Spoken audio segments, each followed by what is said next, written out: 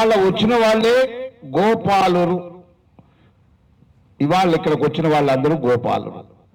ఎందుకంటే గోత్రాన్ని కలిగి ఉన్నాం. ఇవాళ మనకి తెల్లవారు లేస్తే రామాయణం భారతం టీవీల్లో ప్రత్యక్షమయ్యి జాతక చక్రాల దగ్గర నుంచి చెప్పి మన్ని భూచక్రాల్లాగా తిప్పేవాళ్ళు చాలామంది ఉన్నారా లేరా? భూచక్రాలు భూ చుట్టూ తిరుగుతూనే ఉంటాం. ఆ గ్రహం బాలే, ఈ ఉపగ్రహం బాలే. గోవుతో గనక గోచారం చేస్తే గ్రహచారం ఉండదు. ఈ గ్రహాలన్నీ వదిలిపోతాయి మనకు అది తెలియక వాళ్ళ చుట్టూ తిరిగి వాళ్ళ దరిద్రాన్ని కూడా మనం తగిలించుకుంటూ ఉంటాం. గోవును పట్టుకుంటే చాలు. గోవును పట్టుకుని కృష్ణుడు గోపాలుడయ్యాడు. గోవుల్ని వృద్ధి చేసి గోవర్ధనుడయ్యాడు. గోవుల్ని సంతోషపరిచి గోవిందుడయ్యి 7 కొండల మీద ఉన్నాడు వెంకన్న బాబు.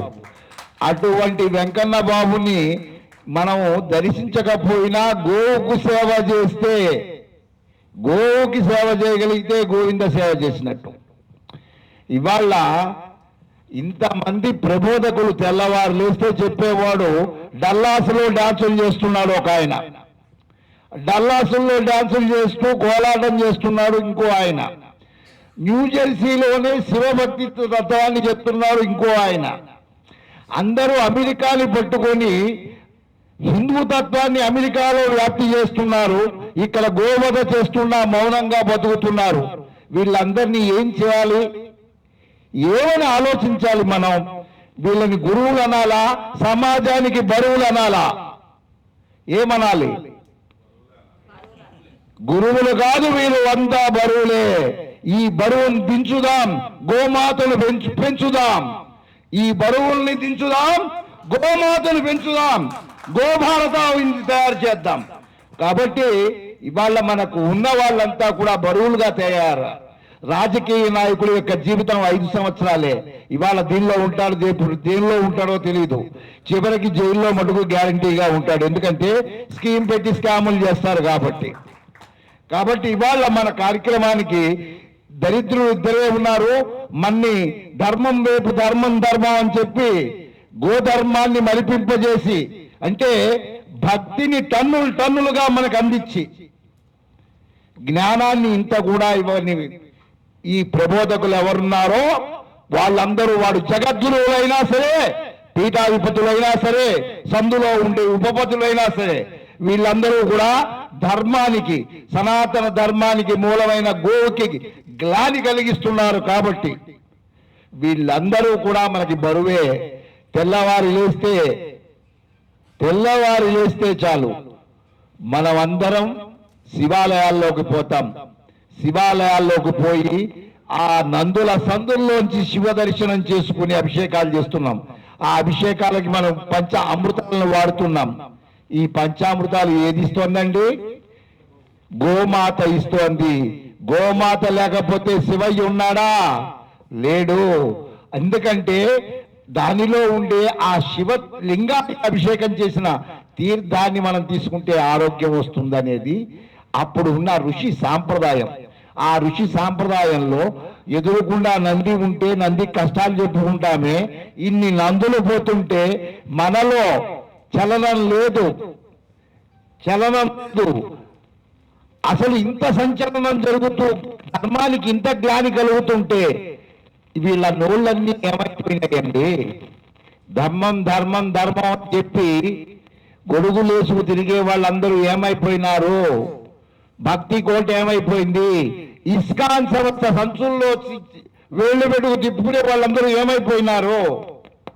ఏమైపోయినారండి? గోమాత యొక్క శాపానికి వీళ్ళందరికీ తగలదా? ఇంతాక మనకు వచ్చిన చెప్పారు ఆయన, కర్త కారయిత జీవ. ఎవడైతే చేస్తాడో చేసినప్పుడు ఊరుకున్న వాడికి కూడా ఆ శాపం తగులుతుంది. అటువంటిది ఇంత గో సంతతిని హననం చేస్తా ఉంటే అసమర్థంగా మనం ఉండటం అనేది ఎంతవరకు సమంజసమో చూడండి.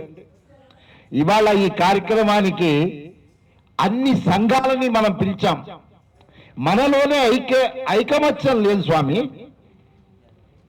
ఎందుకంటే మనం కొత్తగా కట్టుకునే గోమాత కావాలా? చచ్చిపోతే 10వ రోజు దానానికి గోమాత కావాలా? ఇంట్లో అశుచి వస్తే ఆ అమ్మ యొక్క పంచకం కావాలా మనం శుద్ధి చేసుకోవడానికి? ఇలా ఉన్న గోమాతని ఇంత నిర్లక్ష్యంగా, ఇంత నిస్సిగ్గుగా, ఇంత నిర్లజ్జగా బతుకుతున్నామంటే మనం హిందువులని చెప్పుకోవడానికి గర్వపడదామా, సిగ్గుపడదామా? సిగ్గుపడాలి. ఎందుకంటే మనలో ఐక్యత లేదు. ఒకడు నా వ్యక్తిగతంగా ఇది సమాజ హితం కోసం గోమాత. ఆవు అందరిది, ఒక మతాన్ని కాదు, ఒక కులాన్ని కాదు, ఆవు అందరిది. అటువంటి ఆవును కాపాడుకోవలసిన బాధ్యత ప్రతి ఒక్క పౌరుడి మీద ఉంది, ప్రతి ఒక్క భారతీయుడి మీద ఉంది. ఇది జాతి సంపద. ఇటువంటి జాతి సంపదను మనం కాపాడుకోలేకపోతే మన జన్మ, ఎందుకంటే శాస్త్రం చెప్తుంది ఆవు జన్మ తర్వాతే మనుష్య జన్మ వస్తుందని. అందుకే 11వ రోజు చచ్చిపోయినప్పుడు మనం ఏ జన్మ నుంచి అయితే వచ్చామో ప్రథమంగా గోదానాన్ని పెట్టారు మనకి. ఆ గోదానం చేస్తే గాని వైతరిణి నది దాటి వీడు వెళ్ళడు అనేది శాస్త్రం చెప్తుంది. కాబట్టి అటువంటి దానం చేసి మళ్ళీ గో జన్మ ఉత్తమోత్తమైన జన్మ. ఇంతాక ఆయన పాటలో చెప్పారు, ఎంత మనకి స్పందింపజేశారో చూడండి, ఎంత స్పందింపజేశారు. ఒక్క దెబ్బ కొట్టినా కానీ కొట్టకుండా. అందుకనే ఇది వరకు రోజుల్లో కన్యాదానం అని చేసేవారు, ఇప్పటికీ చేస్తున్నారు. ఇప్పుడు చేయకుండా కూడా చేసేసుకుంటున్నారు దానాలు. అయితే అన్ని దానాలు అయిన తర్వాత కన్యాదానం అవుతోంది. అందుకని అటువంటి కన్యాదానానికి గోమాతని గోదానం చేసిన తర్వాత కన్యాదానం చేసేవారు. మన సంస్కృతి అంత గొప్పది. ఎందుకంటే వత్స సహిత గోమాతను దానంగా ఇచ్చి ఆ గోమాత వంశాభివృద్ధి ఎలాగైతే చేస్తోందో అలా ఈ అమ్మాయి ఈ పుట్టింటి నుంచి మెట్టినింటికి వెళ్ళి ఆ వాళ్ళ వంశాన్ని అభివృద్ధి చేయాలనే కాంక్షతో ఇచ్చేవాడు. అంతేగాని చచ్చిపోయిన తర్వాత గోదానం ఇస్తే వీడికి ఏదో పుణ్యం రాదు. అప్పటిదాకా పాపాలు చేసి ఆ రోజు గోదానం ఇస్తే పుణ్యం రాదు. గోసేవ చేస్తేనే తలిస్తారు తప్ప చనిపోయిన తర్వాత గోదానాలు చేస్తే పుణ్యం ఏదో ప్యాకేజ్ రాదు అది. ఎందుకంటే బతికున్నప్పుడే రోజు గోవిందనామ స్మరణ, గోవిందుడి యొక్క స్మరణ చేస్తూ గోసేవ చేస్తేనే తరిస్తాం. అందుకనే మనం అందరం తిరుపతి పోతాంగా. అక్కడ పోయి ఎంకన్నా అంటామా, గోవిందా గోవిందా అంటామా? గోవిందా అన్నప్పుడు మనకు అర్థం తెలియదు. గోవిందము అంటే గోవుని సంతోషపెట్టినవాడా. ఇంత సంతోషపెట్టిన వాడిని మనం సంతోష పెడుతున్నావా? రోజు పెట్టకుండా జుట్టు పెంచుకుని ఆయన దగ్గరికి పోతున్నాం. బుర్ర పెంచుకుని దగ్గర రండి అంటే జుట్టు పెంచుకుపోతే గుండు చేసి లడ్డు చేతిలో పెట్టి ఇంటికి పంపిస్తున్నాడు. ఏడబోయి వచ్చినావు అంటే తిరుపతి పోయినా గుండు చేసినా అంటున్నావు. బుర్ర పెంచుకోమంటే బొచ్చు పెంచుకుపోతున్నావు నువ్వు. కాబట్టి మన బుర్రలు పెంచుకుందాం, గో సంతతిని పెంచుకుందాం. గో సంతతిని పెంచుకోకపోతే మనం ఎక్కడికో పోతాం. మన గో సంతతి కనుక లేకపోతే మనకి ఉనికి లేదు, మన సంస్కృతి లేదు, మనకి సంప్రదాయం లేదు, ఏది లేకుండా పోతాం. కాబట్టి గోమాత రక్ష, గోరక్ష జగద్రక్ష. ఇది వరకు చాలా మంది బివేర్ ఆఫ్ గాడ్ అని రాసేవాళ్ళు ఇంటి ముందు. ఇప్పుడు బివేర్ ఆఫ్ డాగ్ అని రాస్తున్నారు. Beware of dog. ఇంట్లో కుక్కలు ఉన్నాయి, ఇంట్లో ఉన్నవి కుక్కలో, ఇంటి ముందు ఉన్నవి కుక్కలో తెలియవు. ఏది కరుస్తాయో తెలియదు, ఏవి పీకుతాయో తెలియదు. అలాంటిది. ఎందుకంటే అతిథి దేవో భవ. ఇదివరకు రోజుల్లో ఎవరైనా వచ్చేవాళ్ళు, ఇప్పుడు అతిథులు లేరు. మనకి అంతా ఇన్స్టెంటే, మనం కాన్స్టెంట్ గా బతికే రోజుల నుంచి. దీనికి మూల కారణం అంతా మనము విదేశీ అనుకరణ చేయటమే మన దౌర్భాగ్యం. మన విత్తనం, మనం తినే ఆహార విత్తనాలే విదేశీ విత్తనాలు. అన్ని మంగళాలు మార్చేశాం, మన సంప్రదాయాలు మార్చేశాం. ఇదివరకు తీగల మీద నడిచే వాళ్ళ డ్రెస్సులు ఇవాళ ఆడవాళ్ళు ఇళ్లలో రెగ్యులర్ గా వేసుకుంటున్నారు. సర్కసుల్లో తిరిగే డ్రెస్సులన్నీ కూడా ఇవాళ మన సాంప్రదాయం అయిపోయినాయి. ఎక్కడో ఆవులు కాచే జీన్స్ ప్యాంట్ ఇవాళ మన అనుకూలన అయిపోయింది. ఇలాగా ఎప్పుడైతే ఆధునీకరణ అనే పేరుతో మనం ముందుకు పరిగెడుతూ మన కాండాన్ని, మన సంస్కృతిని, మన జాతిని మనం ఎప్పుడైతే విస్మరిస్తామో దాని మూలాన్ని ఈ ప్రాబ్లం వస్తుంది.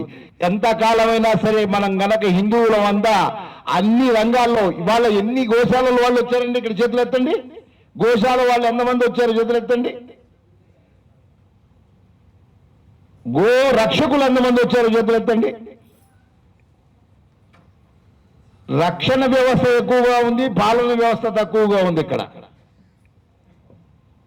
అందుకే భక్షక వ్యవస్థ పెరిగింది అక్కడ. కాబట్టి గో రక్షణ ఎంత ముఖ్యమో గో సంరక్షణ కూడా అంతే ముఖ్యం.